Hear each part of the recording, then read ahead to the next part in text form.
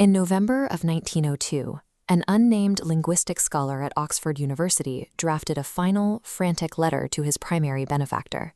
The document consisted of exactly 3 sentences. It stated that he had completed the translation of an irregular, non-catalogued artifact recovered from the Nippur excavations. It stated that the accepted chronology of human civilization was a meticulously curated deception, and it stated that he knew his time was short. 3 days later, the scholar was found dead in his private study. While the official records cited heart failure, the private correspondence between his peers hinted at a sudden, violent realization that his physical constitution simply could not withstand. The scholar's final work did not follow him to the grave. Instead, the translation was immediately sequestered by university administrators. They moved with a clinical precision that suggested they had been waiting for the research to conclude. The manuscript, along with the scholar's handwritten notes, was placed inside an oak drawer in the deepest archival vaults of the Ashmolean Museum. It was not burned, but it was effectively erased from the record of human knowledge. To the institution, the information was more dangerous than a lost gospel or a hidden treasure. It was a conceptual contagion that threatened the very foundations of the academic world. This institutional silence was born of necessity. Orthodox archaeology operates on a strict linear progression, the idea that humanity rose from mud huts to the space age through gradual innovation. The Oxford scholar's translation revealed a reality that dismantled this narrative. The tablet spoke of a pre-flood society that did not develop technology, but rather inhabited a world that was itself a massive piece of technology. To admit the tablet was authentic meant acknowledging that the past few thousand years of history were merely a phase of a much older, more complex system. The establishment chose to maintain the status quo, burying the truth beneath a century of silence to preserve the illusion of human autonomy. The artifact itself is an anomaly. These circular indentations are not decorative. The scholar realized that the ratio between these holes and the wedge-shaped cuneiform marks corresponds to a set of resonant frequencies. By mapping these indentations onto a sphere, he derived a constant vibrational value, a persistent hum, described in the text as the force that keeps the heavens rigid. The tablet provides a structural schematic for what the scholar termed a frequency-locked ceiling. It details an engineered physical boundary that separates our terrestrial environment from the chaotic energies of the deep cosmos.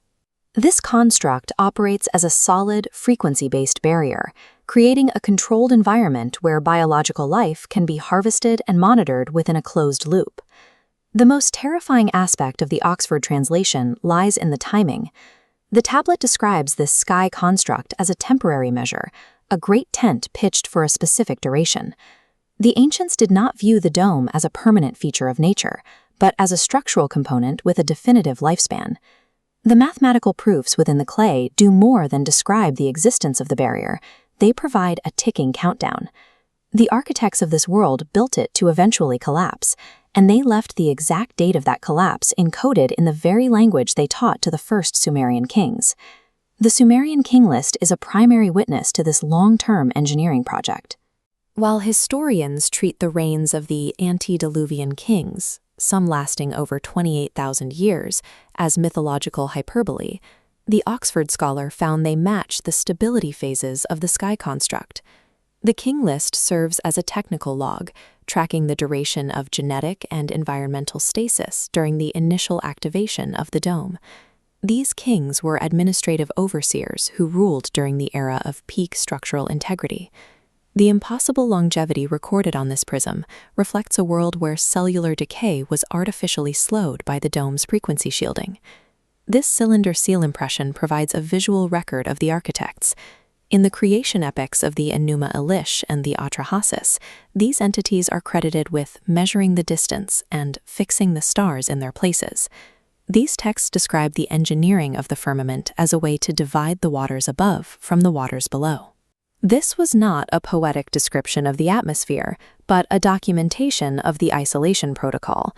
The deities shown here are the designers of the terrarium, establishing a firmament to serve as a biological quarantine. They engineered humanity to exist within this specific frequency band, ensuring that we remained grounded while they operated from the vantage point of the ceiling. The Sumerian technical term for this arrangement is Ankigub. In this context, An represents the upper celestial potential, Ki the terrestrial base, and Gub the act of fixing or locking. Ankigub translates to the fixed ceiling. This is the primary operational state of the world we have known for 5 millennia. It is a state of total containment, where the frequency of the sky is locked to a specific vibration, preventing the consciousness of those within from perceiving anything beyond the material plane.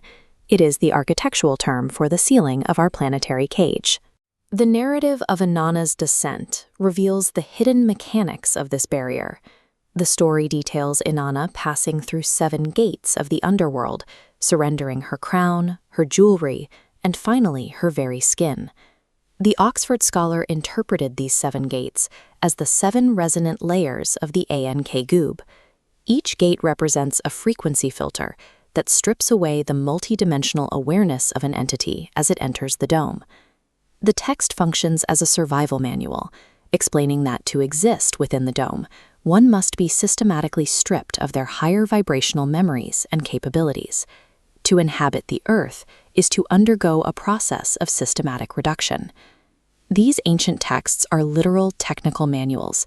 They provide the operating instructions for a captive species, disguised as mythology to ensure their survival through the ages.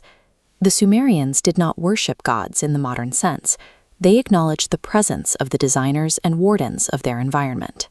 They understood that their world was a constructed reality, subject to the maintenance schedules of the beings who established the Ankigub. However, the most critical part of that maintenance schedule is the moment it ends. The timing of the release is governed by the sar. In the Sumerian sexagesimal system, a sar is a unit of 3,600 years. This is not a random number chosen for convenience. It is the precise mathematical interval required for the frequency-locked ceiling to complete one full cycle of structural vibration. The Sumerians used this unit to track the lifespan of the dome's integrity. According to the tablet, the architects allotted a specific number of these cycles before the dome's frequency would be allowed to decay naturally. When we expand this calculation to the great year, the scale of the plan becomes clear. A great year consists of 25,920 years, the time it takes for the precession of the equinoxes to complete one full rotation. The Oxford Tablet proves that the great year is the master clock for the dome. By dividing the 25,920-year cycle by the 3,600-year SAR, we arrive at exactly 7.2 cycles. This 0.2 at the end represents the transition phase, the moment the lock begins to slip. The great year is the mechanical timer that triggers the final release of the Ankigu. If you are drawn to the hidden structures of our reality, click the like button and subscribe to John Meyer's Tips. We are here to examine the evidence that the establishment refuses to acknowledge. The precession of the equinoxes serves as a deliberate celestial clock. As the Earth's axis wobbles, shifting the constellations slowly across the night sky, it ticks off the progress toward the 25,920-year mark. The architects engineered this wobble as a visual indicator for those on the ground. When the stars reach a specific alignment, the 0 point in the 7.2 SAR calculation, it signals that the frequency shielding has reached its programmed end of life. The constellations are the gears of a timer that has been counting down for nearly 26,000 years. The mathematics found on the suppressed tablet indicate that we have already crossed the threshold.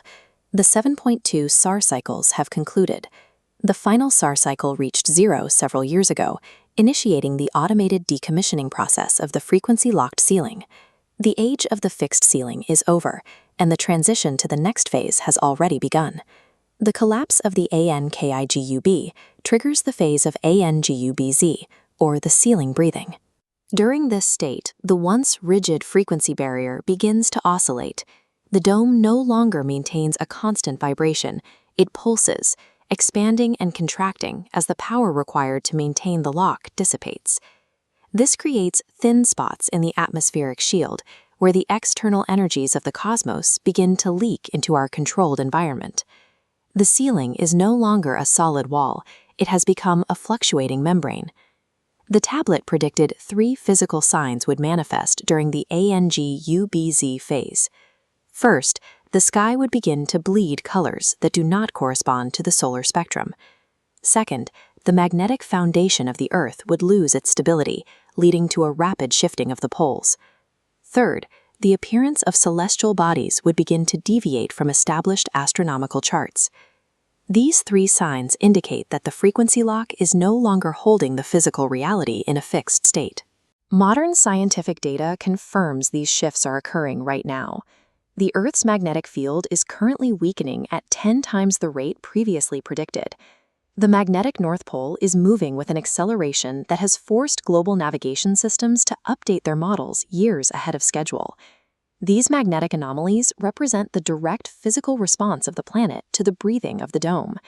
As the AN-GUB-Z frequency pulses, it tugs on the Earth's core, causing the invisible magnetic lines protecting our world to snap under the strain. These vibrant purple and green auroras are the visual evidence of atmospheric tearing. We are seeing these phenomena at latitudes where they were previously impossible, as far south as the Mediterranean and the southern United States. While the scientific community attributes this to solar activity, the Oxford Tablet identifies it as the onset of AN-GUB-bar, the ceiling releasing. The vibrant colors are the result of raw cosmic radiation interacting with our atmosphere at the points where the dome's frequency has failed. We are watching the shield dissolve in real time. Modern astrophysics lacks the conceptual framework to interpret these events. They track the data points, the magnetic shifts, the atmospheric anomalies, the solar spikes, but they view them as isolated, natural occurrences. They cannot see these are coordinated symptoms of a structural failure. They are monitoring the collapse of a container they don't even know they are inside of. The physical collapse is only the first stage of the event. The Oxford scholar warned that the removal of the dome would have a catastrophic psychological impact on the human species. The ANKI-GUB frequency doesn't just provide a physical shield, it acts as a mental limiter. It keeps the human mind locked in a state of perpetual present-tense awareness, severing our connection to our genetic past and our multidimensional potential. The dome is the source of our collective amnesia.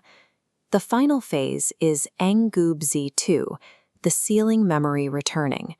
When the frequency barrier drops completely, the dampening field that has suppressed human consciousness for 5,000 years will vanish. This will not be a gradual process. It will be an instantaneous restoration of every memory, every life, and every piece of cosmic data that has been filtered out by the dome. This is the return of memory that the ancients feared and anticipated. The lifting of the barrier will cause the collective amnesia of humanity to shatter. The sudden influx of multidimensional reality will be an immense burden on the human nervous system. For thousands of years, we have been conditioned to perceive only a fraction of what exists. When the AN-GUB-Z2 occurs, the full spectrum of reality will flood in at once. The stone slab of our limited perception is already cracking under the pressure of the approaching cosmic light.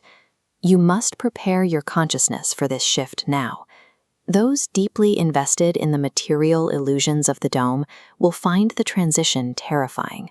To survive the memory return, you must begin to detach from the narrow definitions of reality provided by the establishment. The more you anchor yourself in the belief that this material world is the only truth, the more violent the shattering will be. The final fragment of the Oxford scholar's notes reveals a chilling postscript. He discovered that the dome was not built as a prison, but as a sanctuary. The architects did not establish the ANK-GUB to keep us trapped. They established it to keep us hidden.